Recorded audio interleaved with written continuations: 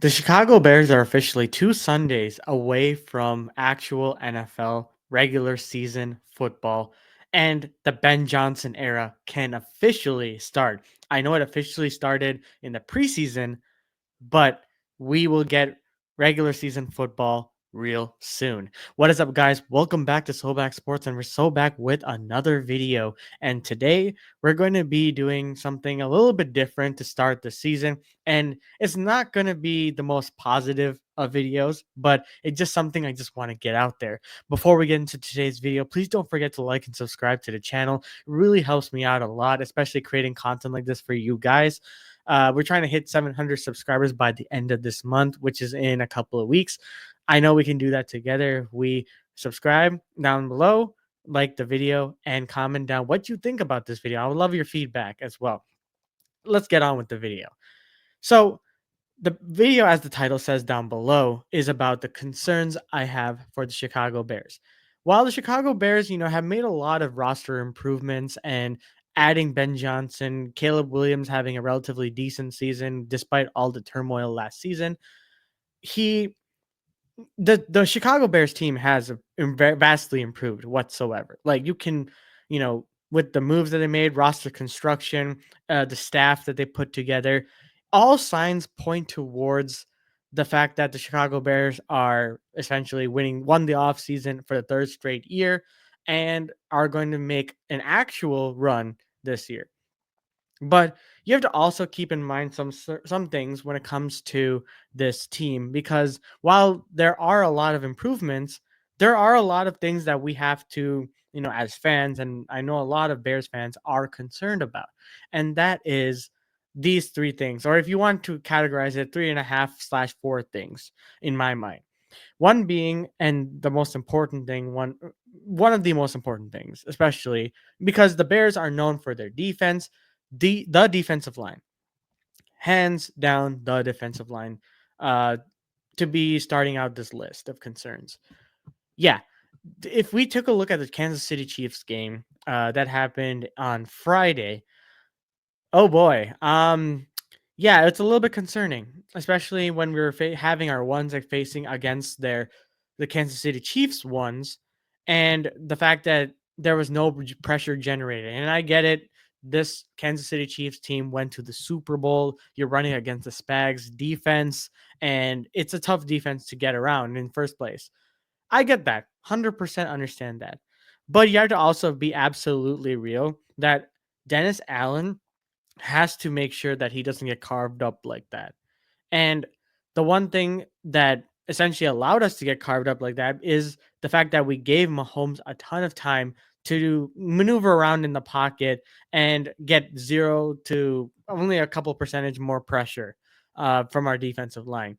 And you saw it multiple times. Mahomes was able to maneuver around, uh, and what seems like a potential sack turns into uh, them diving around and flopping everywhere, and Mahomes getting a decent rush for a first down. That's something that is a little bit concerning. And I get it. It was preseason. There's not much stock to be taken when it comes to that. But it is a little bit, of a deja vu at this point, because we keep seeing this recurring theme, whether it's with Matt Eberflus on the defensive side, even when we had Alan Williams as well. I don't even know want to get started with what happened to him, but I'm just talking about from the defensive perspective. The pressure needs to be on. And we saw that against Miami. We saw that against Buffalo. But yeah, the only main difference is that we saw that against second string, third strings. In terms of our first string, it was a big different story because we weren't able to generate a lot of pressure. And albeit, it's a limited reps, maybe during the game it would have probably gotten better. We would have probably gotten pressure with the offensive line from the Kansas City Chiefs side getting more tired, but that's here nor there. That's something that Dennis Allen has to address. And to kind of, coincide with that, Montez Sweat and Dio Odeingbo are two key factors in that defensive line in the last game that were really kind of concerning a little bit. Montez Sweat, came into Chicago midway through the 2023 season, had himself a 9 sack season, a half season for us, while also having a 9 sack season, or 8 sacks season. I forgot how many sacks he had, but he had a relatively decent amount of sacks on the Commanders before coming to Chicago.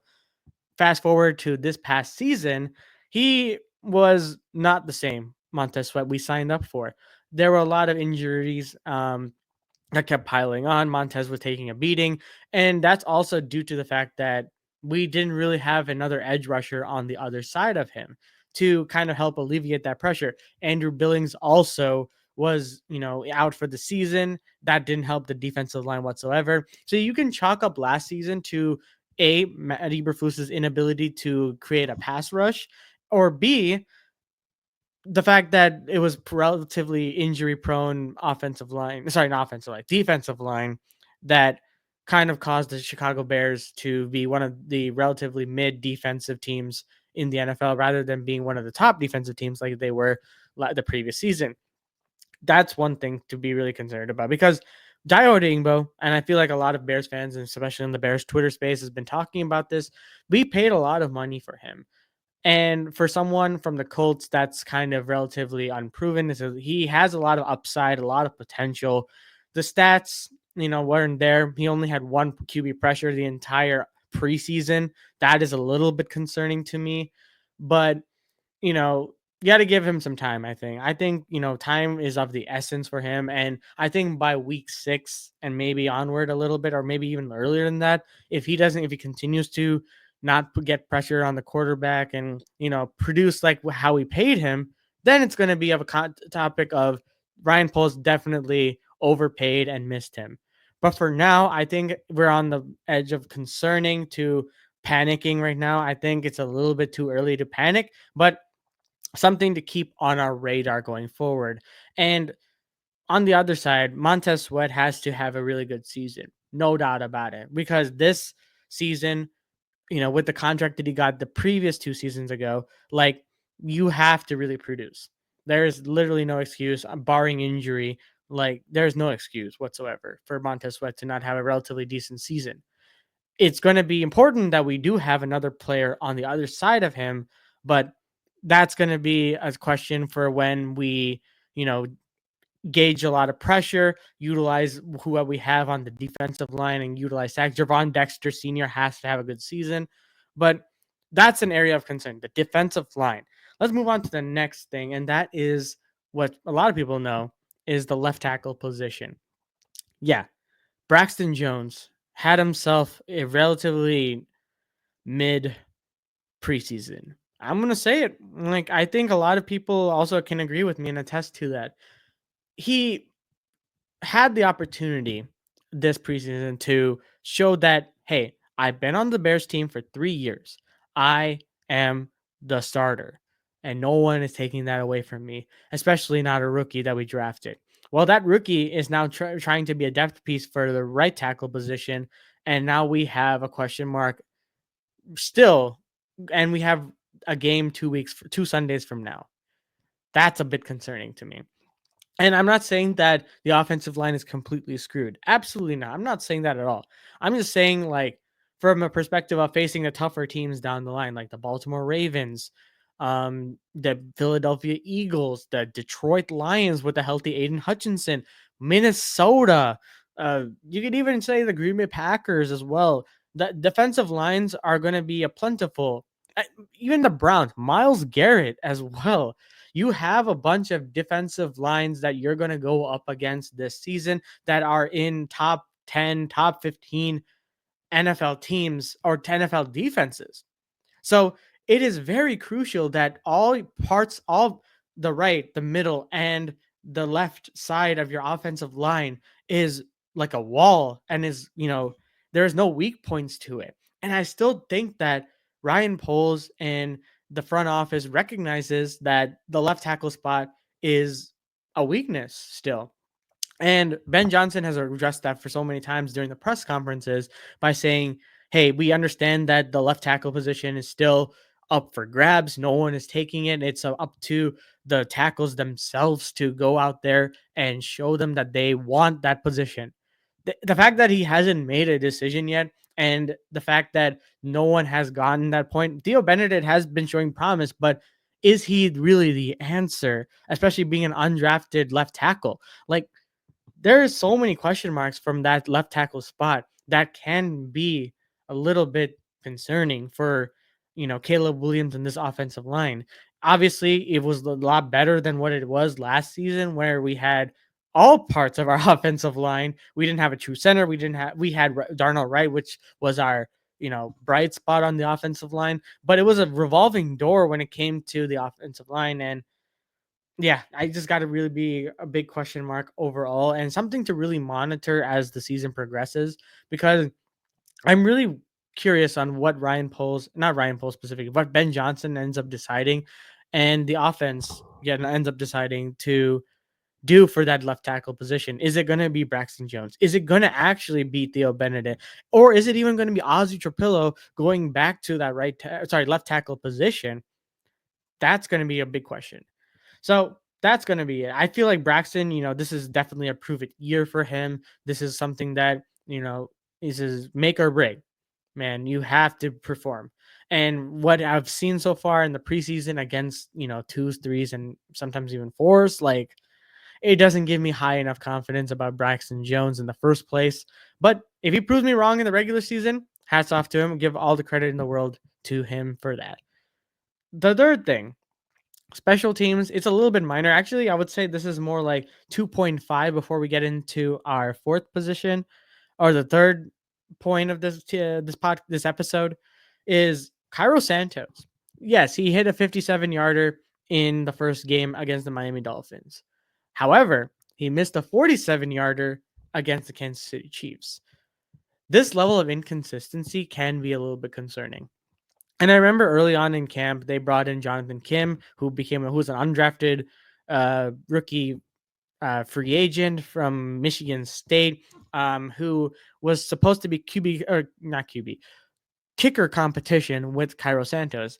Obviously, Cairo ended up winning, and they end up cutting not Cairo, Jonathan Kim. And he is now now Cairo Santos is now the sole kicker for this team. Yeah, I mean, listen, I love Cairo. I think he is a great kicker at the end of the day. He was really clutch in the last game against Green Bay.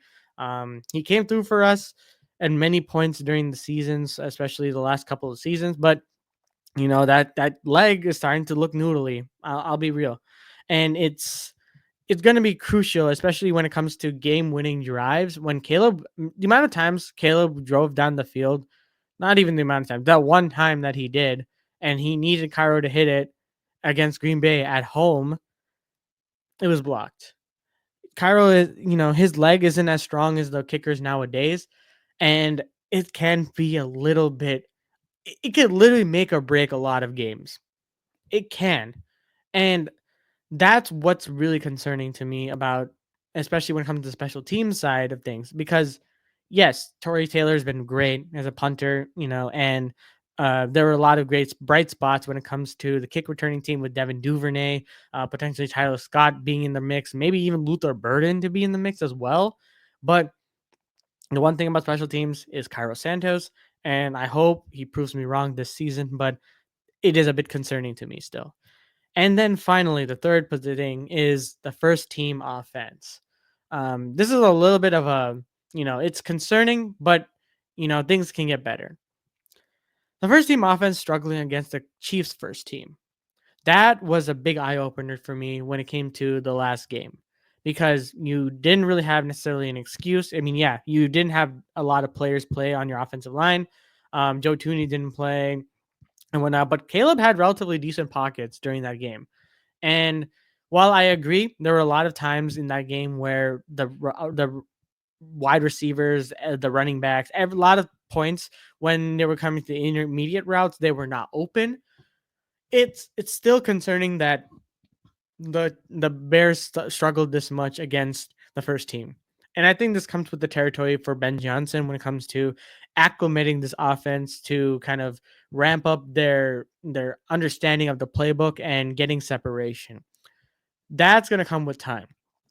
While that game is just one game out of like a ton of like a small sample size, it's something that we have to monitor as the weeks go on.